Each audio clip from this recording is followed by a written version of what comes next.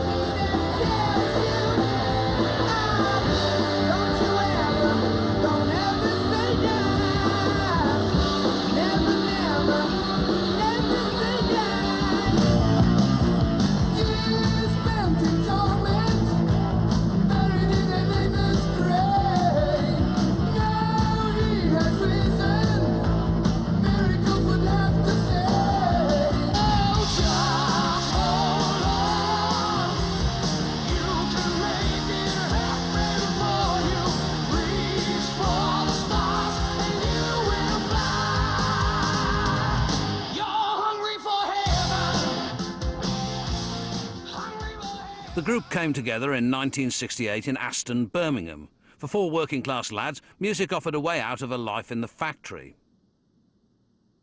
The first step towards Black Sabbath forming was when Terence Butler, known as Geezer, put an ad in a local music shop looking for a singer.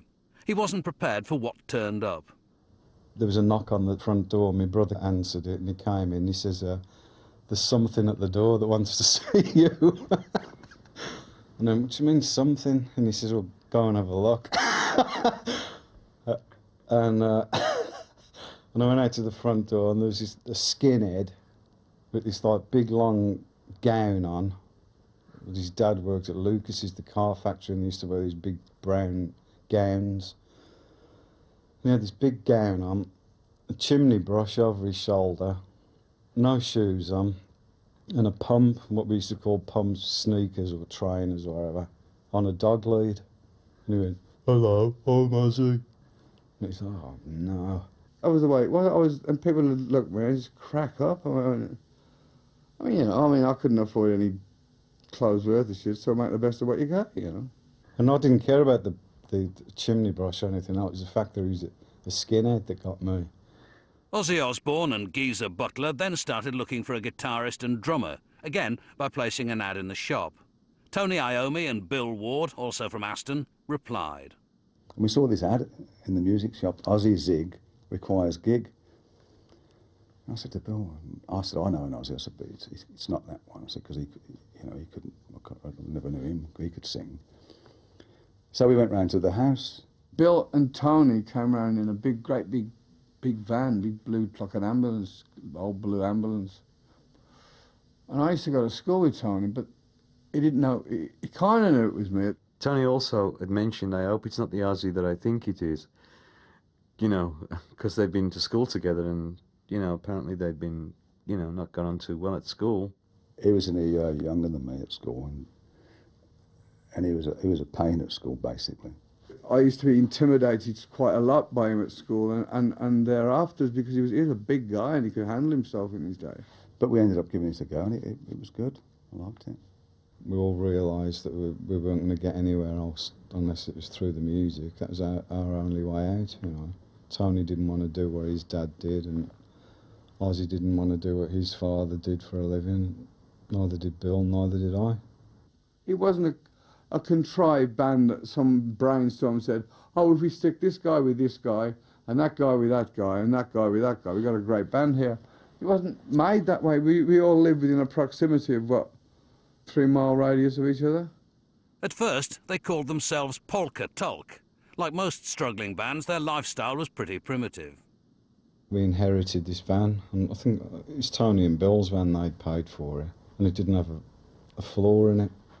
In the passenger side, it just had like this seat suspended over this gaping hole, and and an old settee in the back of the van. And so we used to just like throw all the equipment in and sit on this settee, and one of us would like be perched on the seat above this old rusted old hole. I can always remember going to one nightclub and Tony would walk in, you know, and they'd say, "My God, look at the state of him." Then Geezer would walk in, okay, and say, "God," you know. Then Ozzy would walk in, you know, and that's it. You're not coming in the club.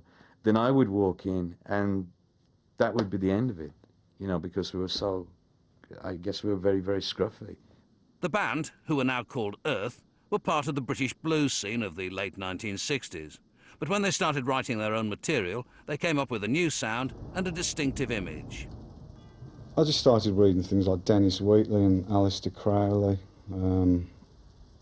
I've always loved horror films anyway. I mean, everybody in the band loved horror films.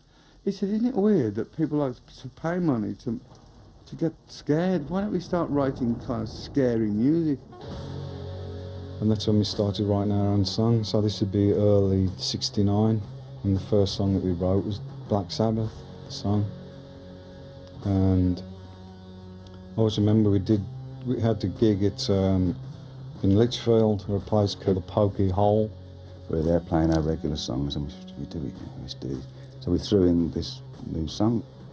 And we finished the song, and it just went nuts. The whole place just went nuts. It was like, before it was always apathy. And then we did this song, Black Sabbath, and it just went absolutely mad. People were going, "What the hell was that you played?" And we realised that we were onto something. What is this that's there before me? The band changed their name to Black Sabbath. This combination of hard rock and demonic imagery very quickly created a reputation for them. In the South, not that many people would want us in their clubs. In fact, it was very difficult to find anybody that would accept us. And by now, we would pack the places out, and we started to gather up a cult following.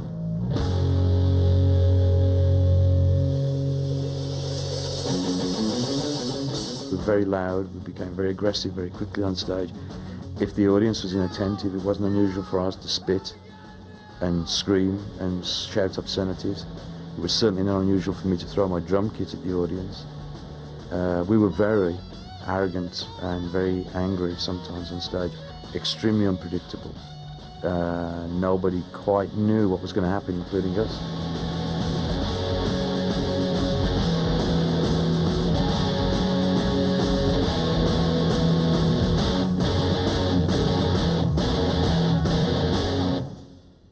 Through non-stop touring, the band built up a substantial following, but major record companies were not ready for their new sound. They just said it wasn't music. There was nothing you could sing to. They're not going to play it on radio, that you can't dance to it. And like, go away and come back when you can play your instruments and when you can play proper songs.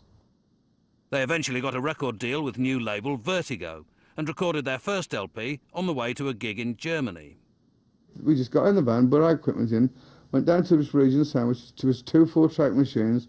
We recorded the whole thing in 12 hours, stripped the gear down, got in the back of the van and drove it to the ferry. And that, we thought that's the way people make records, you know.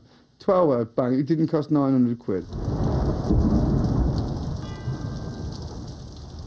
For an album recorded in such a short time, Black Sabbath became a sensation. The LP, from a band the press and radio had never heard of, went straight into the charts. Its lyrics, use of sound effects and dramatic power chords proved to be a unique blend. I very quickly took my record home to my folks, and they all sat around the radio, grabbing it up and put it on, and all these bells and thunder and rain and this demonic stuff came out. My father turned to me and he looked at me and said, "Are you sure you're only drinking alcohol?"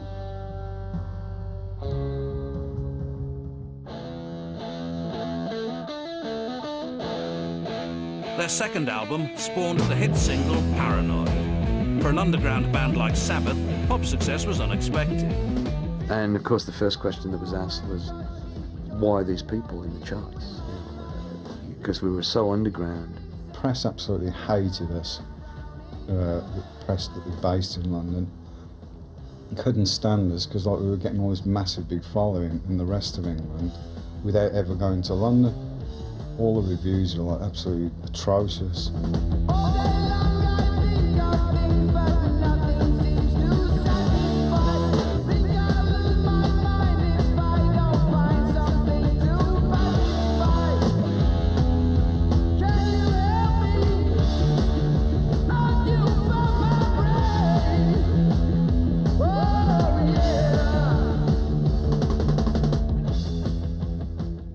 We sort of started attracting all the wrong sort of people then, which was the, you know, the screaming kids and stuff, which we thought, bloody hell, this is all weird.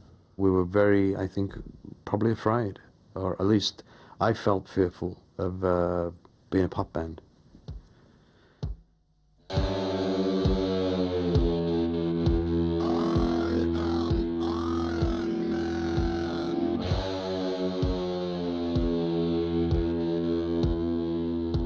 The band's domestic success led to tours in the US, but their reputation preceded them. We got banned from a lot of places. Deep South, parts of Texas absolutely refused to have us there. Mayors, clergymen. They took offence, all right. We had all sorts of things happening. The church and all Bible pushers outside their gig, and calling us Satanists. You'd switch the local news on, you'd hear, yeah, Black Sabbath are in town and they're all Satanists. If you go into the concert, don't look them in the eyes or you'll be possessed. The cops would literally stand like this in the dressing rooms with us. We were not allowed to move to the left or to the right without having police right next to us. And they weren't there for security, they were there to monitor our actions. As well as attracting attention from the police and local moral guardians, Black Sabbath became a focus for real Satanists. Satanism was something the band always disowned. As far as I'm aware of, we never actually sat around a magic circle and killed our first baby and sacrificed and all this crap. I mean, that's for idiots. But one thing I did learn, it suddenly realised, that once you become successful, that's when you go, whoa, we're affecting a lot of people here. I think most people viewed us as trouble, and that we were part of some very odd occult, you know, some dark, mysterious band. And I don't blame them for thinking that, to be honest with you, especially when you write lyrics like, you know, would you like to see the Pope on the end of a rope? Do you think he's a fool? In the early 70s, British hard rock bands such as Sabbath, Deep Purple and Led Zeppelin were conquering America. Their sound influenced countless American bands. One of these was Elf, formed by Ronnie James Dio, who was later to play a crucial role in the Black Sabbath story. Elf had started out being called the Electric Elves. Electric Elves became a name that was a little bit passé. You know, all the electric thing, there were the electric prunes and the electric thises and the electric that's, and so we were electric when the time was right. And then, of course, electric became stupid, so we just became Elf, which made sense because we were all in a band. We were all real small, tiny. I mean, my cousin was only barely 5 feet tall. I'm like 5'4 and a half, 5'5". Piano player was about the same size as me. Drummer the same size as me. So we were really tiny.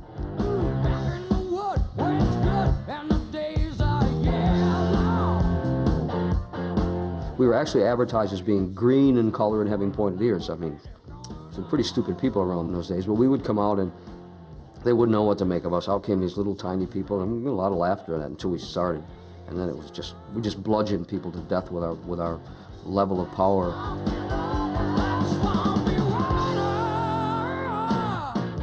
You know, we were wanting to be heavy. I mean, Purple were our influences, and Zeppelin, and, you know, heavy people. Sabbath, now established on both sides of the Atlantic, were beginning to enjoy the trappings of success. I think it wasn't until maybe the third album that we started getting like a lot of money come in.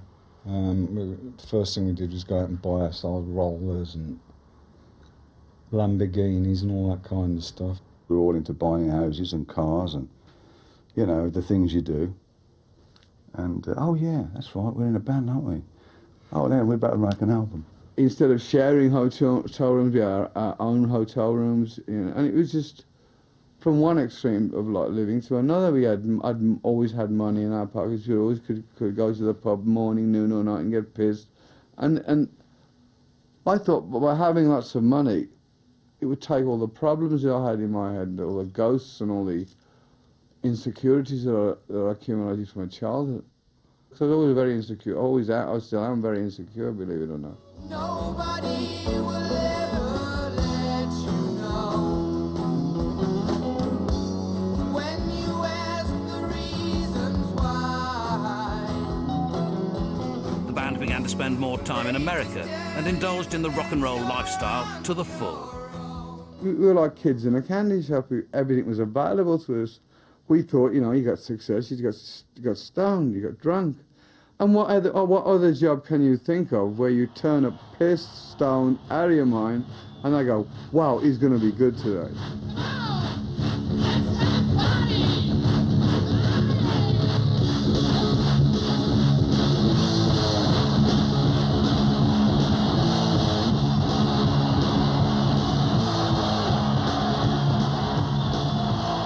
We'd gone from like the drudgery of Birmingham to like the mansions and sunshine and all the women and drugs you could get down here in this like paradise place. The mid-1970s was a period of massive success for Sabbath. Album after album became hits. More often than not, these albums were recorded in America, where the band members were consuming prodigious amounts of drugs. We hired this massive big mansion in Bel Air. I mean, we had, I think, every pusher in LA was there. They were coming up every time. We were literally buying soapbox cartons full of cocaine and just like emptying them out on this big table, this like big communal table in the living room, and just like doing tons of coke all the time and going like writing the stuff and going to the studio, recording it, coming back, doing more coke and just doing every drug you could imagine. We did it in that particular time. It even got to the point where drugs became an indispensable part of the recording process. It was like, we're here in LA, we're not doing any drugs, and we can't do any music, we can't think of anything. So it was like, oh, get the pusher up. So, you know, the pushers came around doing all the coke and everything else again. And it was like back on the roller coaster again.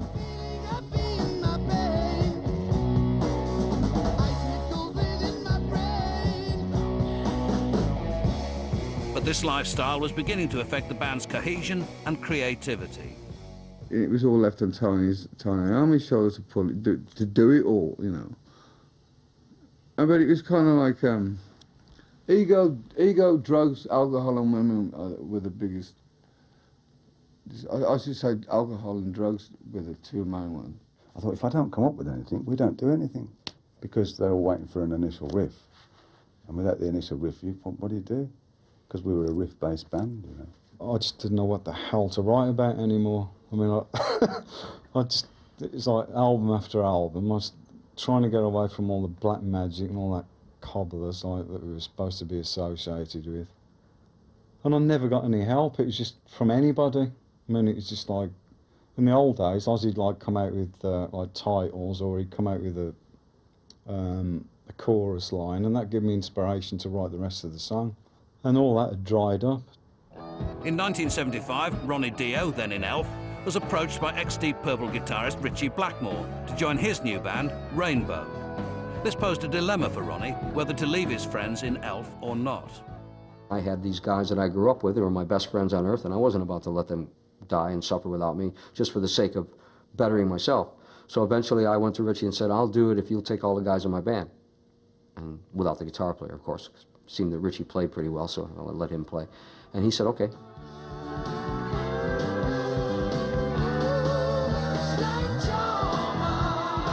After only one album, Ritchie wanted to change the lineup, getting rid of the old Elf members. Ozzy actually played with Elf on the first album. It was just Elf and You, and he hated that. He really hated it, which is probably one of the reasons why a lot of the people were gone after that, you know. We get rid of that Elf stigma. I'm the one who had to tell them all. So it was a very personal thing for me. Richie is a person who tends to let other people do his work for him, whether it's dirty work or clean work.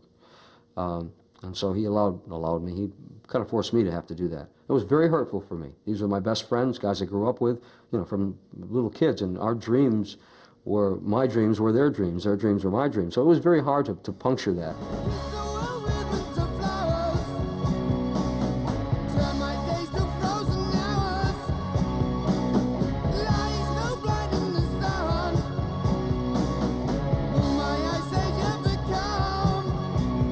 Sabbath were still enjoying the life in California. How far the band had travelled from their roots only came home to Geezer Butler when he went back to Birmingham. I got back to the girl that I was living with in England, and I couldn't speak to her. I just changed so much. And she was, I always remember her, she was like, "What's the matter with you?" And I said, "I just can't stay here. I cannot stay in England anymore. It's just nothing here for me." And I couldn't face my parents or anything like that. I was just like drugged up to the max. The drugs had just taken over the band. I think we all felt that, you know, that we'd lost our edge. We weren't working class backstreet kids anymore. I've been in so many rehabs of drug addiction and alcohol addiction clinics. I mean, I've got the Egon Ronay book of treatment centres, and I can tell you which is good, which is not, which is good.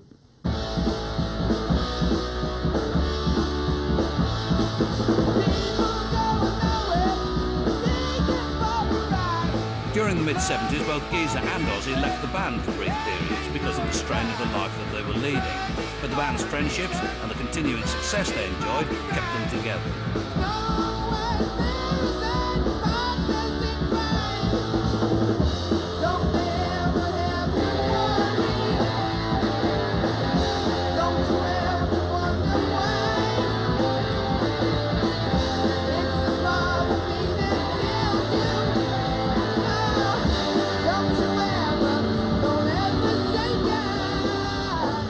So Ozzy came back and we did the Never Say Die album.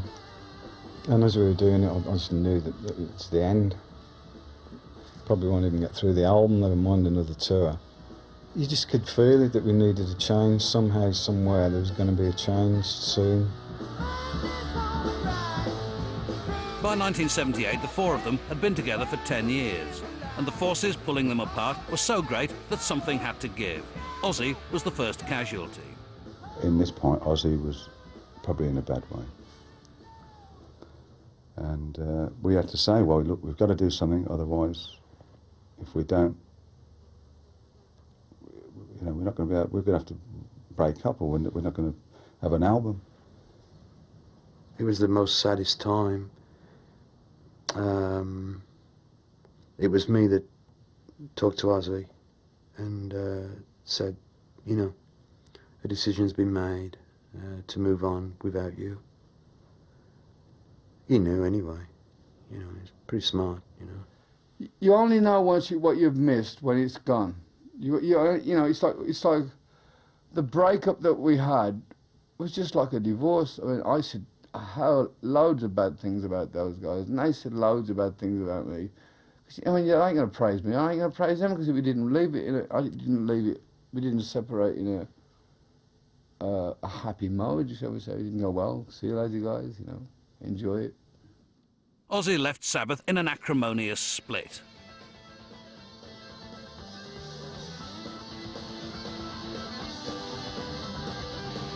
Back in Rainbow, Ronnie Dio had stayed for 3 albums and several lineup changes, but in the end, he and Richie Blackmore fell out.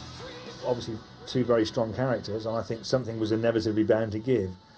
I think Ronnie wanted to do his own, instead of being part of Richie's band, I think Ronnie wanted to have his own band and wanted to be the focus of attention. So I think inevitably there was going to be a problem at some point. I was asked to start writing love songs and poppy things, and I don't do that, and I refuse to do that. So, bye.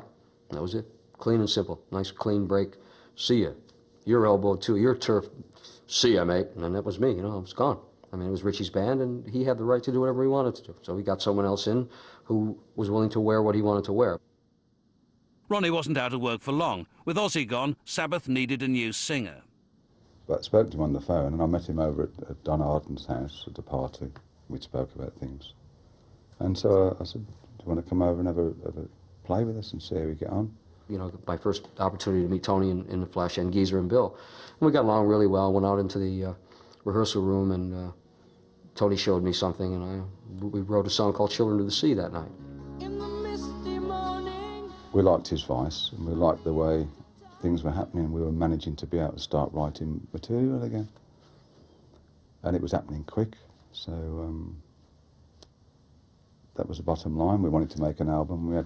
We had to carry on.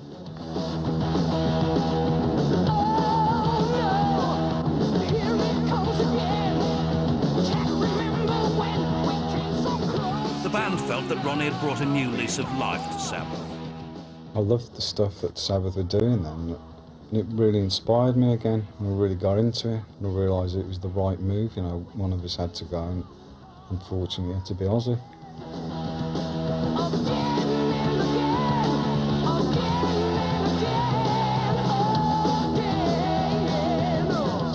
Ozzy especially has real staunch fans, and for someone else to come into Sabbath, I mean, God, that was sacrilegious to these people. So in the early days there was a little bit of finger throwing at concerts, and signs being chucked up that were less than flattering to me, but that didn't matter to me. I don't care. You say what you want to say. I'm on the stage. You're not. Bill Ward was tiring of life in the band. His state of mind wasn't helped by his growing alcoholism. I don't know if Bill got on with Ronnie that well. And Bill, again, of course, was going through a lot of stages with his drink and everything. And that I don't think we all quite appreciated how bad he was. It was intolerable for me to get beyond a stage without Osborne. And I drank very, very heavily. My alcoholism accelerated at an unbelievable rate. I had no idea how to come to terms with the loss of Ozzy not being in Black Sabbath. Bill was getting in a terrible state. I mean, he was just like deeper and deeper and deeper, and like this one particular night we were on tour, and we were doing all the biggest arenas in America, and we got to Denver. Bill came in and started talking to me about stuff that it's like he might as well have been a Martian or something. It's like on a total different planet to where I was on. And I said, yeah, all right, yeah, okay, Bill, yeah, all right, yeah. Bill, I just don't know what the hell you're talking about, I don't do drugs or drink anymore or anything like that. And he went absolutely mental. And he says, what, you don't think I'm good enough for you now or something? And he just said, that's it, I'm leaving the band. I went, hey, what are you talking about? And he just went downstairs, got on his bus, and he went. And that was he left the band. I couldn't play drums anymore, and we gave an official reason to the press.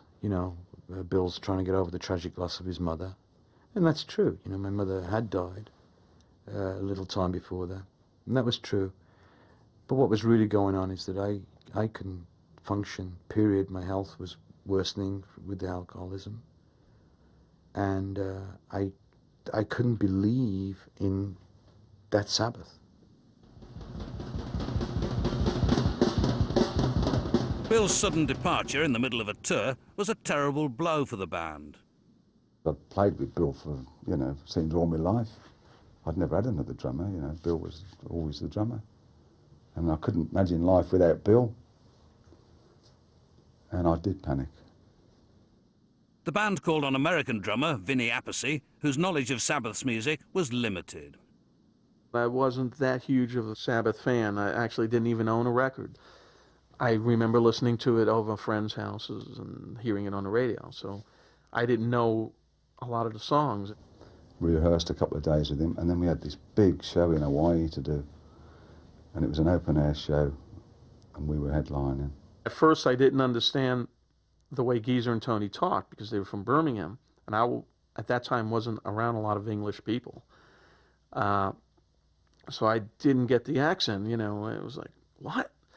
And a lot of time I'd ask Ronnie, what did he say? Vinny had this little kit on top of Bill's big riser, had this small bass drum in comparison to Bill's kit, because Bill had a huge kit. And I thought, that's dear, how are you going to hear that with us?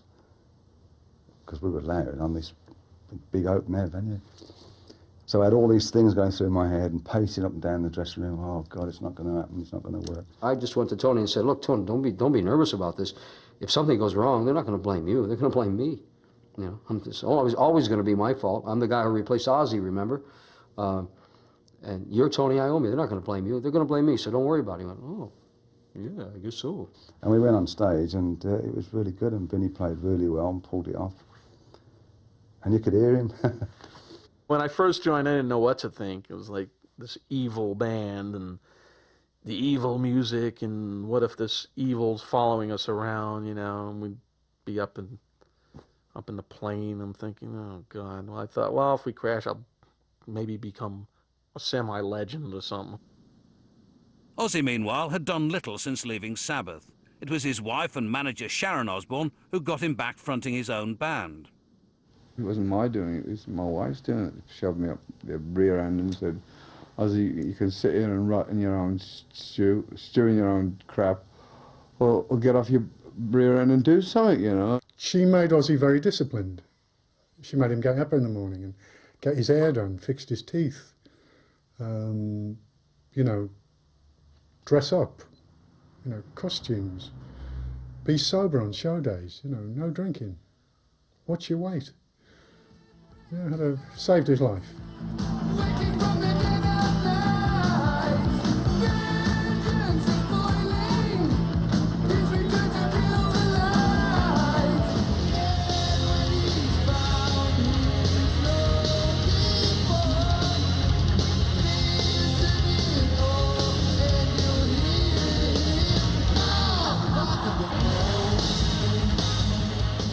Sometimes I'll go into a Sharon, do you think that's a good idea? She goes, Ozzy, trust me. That's her favourite line. I go, yeah. Not all of Sharon's ideas have worked out, you know. Some of them have been abysmal failures. And one of the things was, this big hand comes from under the drum riser, and I'm crouched down in the side. And here, it's like a sling with all these bits of meat and sheep's testicles and eyeballs and what in it. It's like I've got to put my foot on this lever, which is attached to a big elastic band. It's supposed to fling all this offal into the audience. Well, the elastic band had been taut all day, and just went, I pressed it, and I was like king of the night, and it just went, and it just went, there's me standing there with like 400 pounds of shit hanging around my neck.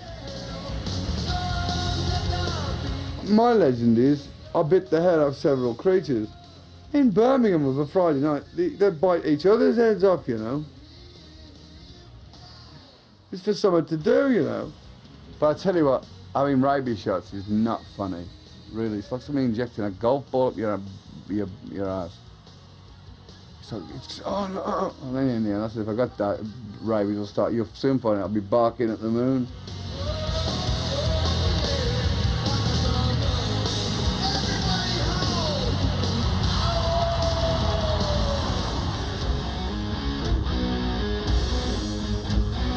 In Sabbath, the lineup of Tony and Geezer with Ronnie Dio and Vinny Appice lasted for 2 albums before trouble arose. The problems centred around mixing a live album. The engineer who was doing the product was drinking a lot, and he would tell Tony and Geezer that Vinny and I were going into the studio and turning up the drums and the vocals. We'd go in the next day and go, what the hell's happened to the guitar and bass?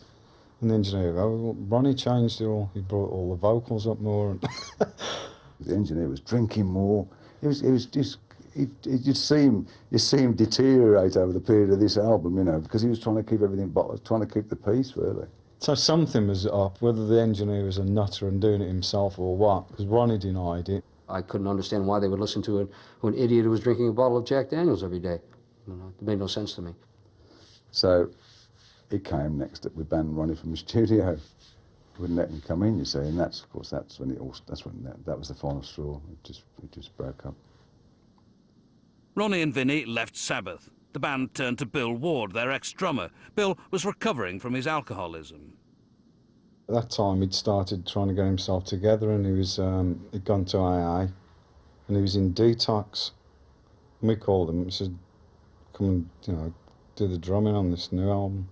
And Bill said, I don't know whether I can handle it. I've got to stay in detox until I'm well enough.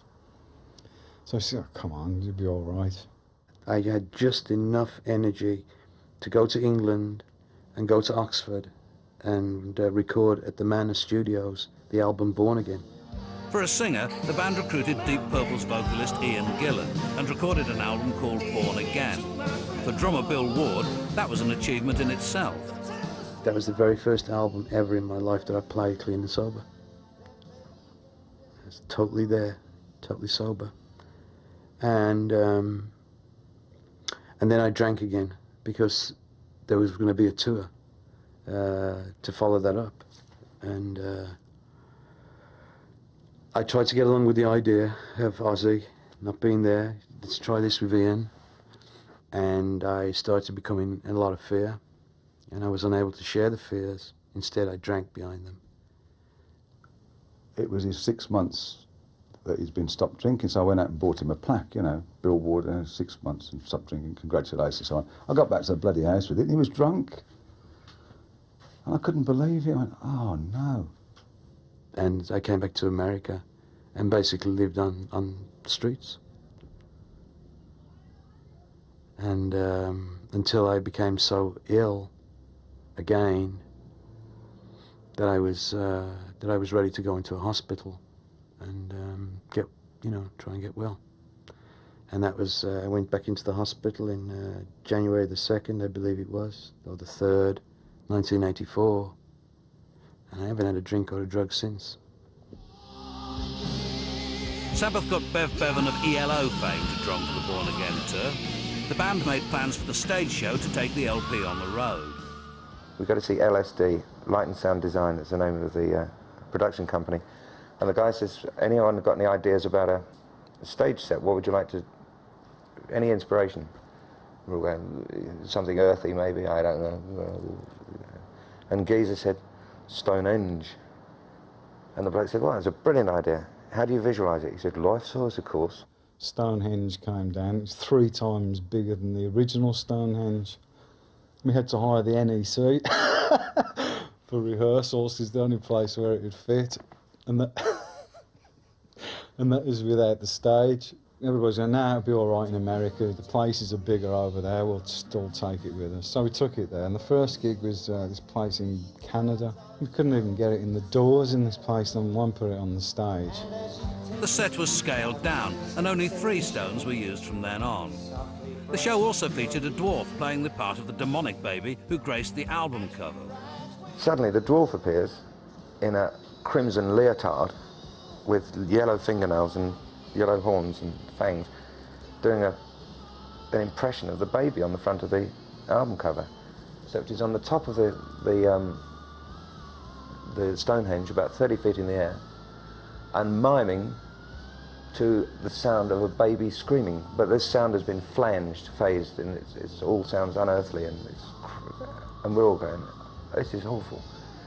And then, of course, it gets halfway across, about a third of the way across the stage, and then the dwarf, or the baby, falls backwards like this onto a big pile of mattresses, and at that point, dong, the bells toll, dong, dong, and all the roadies come out in their druids' cowls, and they walk across the stage like this, you see. And you can only barely see their Nike sneakers under the bottom of the robes.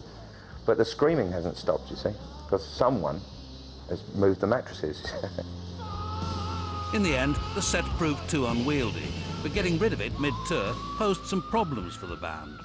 We offered it to some Stonehenge thing in America, and it was too big for them. They were going, well, we'd like the exact replica of Stonehenge, not something that's three times the size. They're still in the shipping container. They're all slotted in like this, one after the other, you know. And in fact, they're on a dockside somewhere in the world still today. I mean, I imagine an archaeologist from the future is going to suddenly discover this and assemble it all and go, ah, that's how they did it.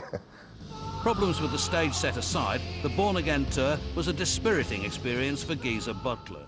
We were supposed to do 3 months in America. We got through about 6 weeks of it. And then Richie Blackmore phoned Ian Gillan up and said, do you want to get Deep Purple back together? Which he did, thank God. So that gave us all an excuse to go home. But it was horrible. It was probably the worst tour I've ever been on. And I realised then that Sabbath for me was dead and buried. Geezer left the band. The original lineup of Black Sabbath was not to be reunited for another 6 years. The occasion was Live Aid in 1985. It wasn't an untroubled event. At rehearsals, Tony brought the producer that he was working with at the time in, and Ozzy poked him in the eye. He went, oh, hello. And Tony's like going, what the hell did you do that for? It was like me versus them and them versus me still. It was still the kind of animosity was still live and kicking. I was, you know, I thought I could outdo them. They thought I could outdo me.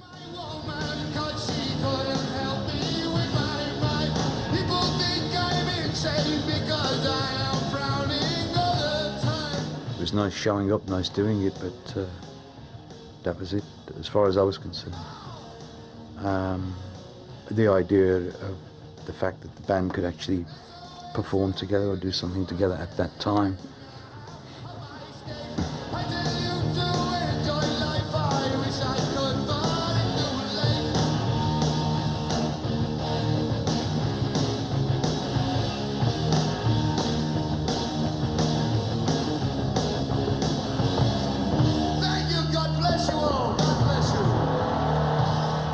After Live Aid, Ozzy continued his solo career. Ronnie Dio, having left Sabbath back in 1983, had formed a band in his own image. It was called Dio. I could finally be, you know, the leader that I was all these times anyway. But I didn't have to buffer that being a leader by patting people on the back and saying, oh, yesterday notes are 3 bags full. You're wonderful today. Didn't have to do that anymore.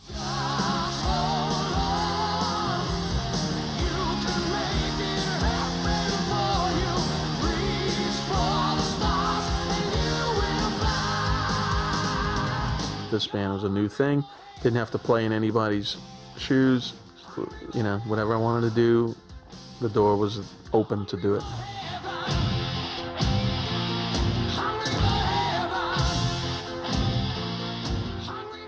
My attitude has always been, a band has to be a democracy with a dictator. It has to be. If you can let it be democratic so people are getting their say in, and you're using the best of what they have to contribute as people, as musicians. But someone at the end of the day has to say yes or no. If not, well, what do you think? Well, I don't know. Well, then you become an I don't know band. And I don't know bands go nowhere. Despite having his own band, when Ronnie got the call to rejoin Sabbath, he decided to get back together with the group. He was reunited with Cozy Powell, but relationships were strained from the beginning. We went to the States to do some rehearsals, and it didn't particularly gel the first couple of months. The chemistry wasn't quite right, for whatever reason. Again, the communication problem came up again. We didn't really communicate. So when any problems did come up, it was a matter of people hiding behind doors and hearing it from other people. This is wrong. That's a problem. Well, was anybody going to tell us all about this? Are we going to talk about it as people? No, we never did. I came back to England and went down to a horse show just near where I live, and I had a horse promptly fall on top of me, breaking my pelvis, and that was me out of the band. And that's when we got Vinnie back to do it. And once Vinnie was back, Ronnie felt comfortable, so then he started being able to write, come up with ideas then. But it was still pulling teeth doing that album. Midway through the tour that followed recording the album, the band were invited to play with Ozzy Osbourne at one of his solo concerts. It was an offer Ronnie wasn't about to take up. I especially gave up too much of what I had with the Dio band to suddenly be relegated to being the opening act for the ex-lead singer, again, who had nothing but bad things to say, certainly about me, but about Tony as well, and Geezer. So just wasn't in the cards. I wasn't going to be on the same stage with the man.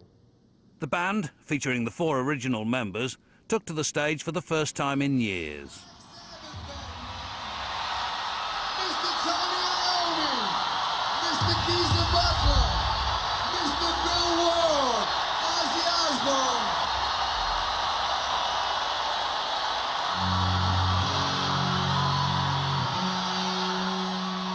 That's the first reunion of the original Black Sabbath on the last show that night. Bill Ward and Ozzy and Tony and Geezer. So they got up to play, and I went to the side of the stage and watched them.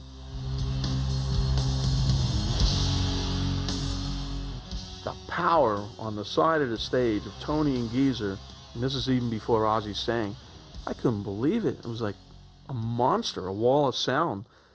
I just stood there and was amazed, like, wow, no wonder kids go crazy when they hear this.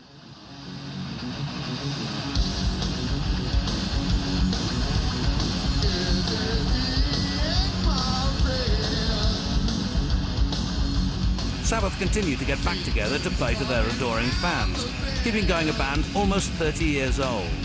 The original 4 members have come a long way from their origins in Aston, but the ties that bound them together over the years still exist. I think that Sabbath was definitely unique, because we did really, really stick together. The most fun I've ever had. But it's sort of, you almost feel guilty for for having that much fun. And it really was, and you could never do it again. I mean, we were lucky that we were born in that era as well. You know, it was still all new, and it wasn't faked, and it wasn't pretentious or anything else. It was a whole lifestyle.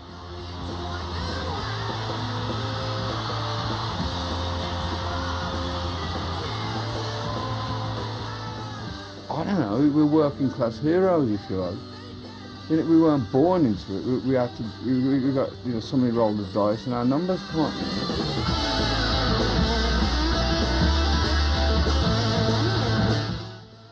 Coming up next, we're joining the legendary Iron Maiden on their Somewhere Back in Time tour. Stay with us.